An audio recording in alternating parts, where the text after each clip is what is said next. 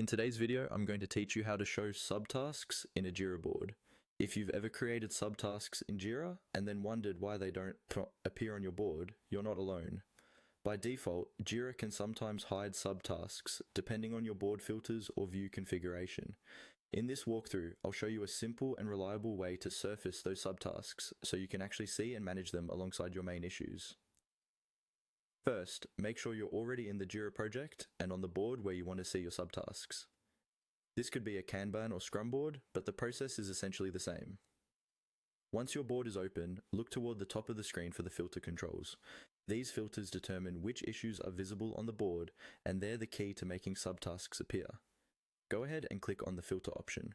Depending on your Jira layout, this might appear as a button labeled Filters, or it might be part of a toolbar that lets you refine what's shown on the board. When you click it, a menu or panel will open, showing different ways to narrow down your issues, such as by assignee, status, labels, or your styles, or issue types. Within that filter area, find the option related to subtasks. This might look like a checkbox, a toggle, or a specific issue type selector that includes subtasks. Click on the subtask option to enable it. What you're doing here is telling Jira that you want subtasks to be included in the set of issues that the board displays. After you click on subtask, Jira will update the board view. Give it a moment to refresh. You should now see your subtasks appearing beneath their parent issues, usually slightly indented or visually grouped, so you can tell which subtasks belong to which main task.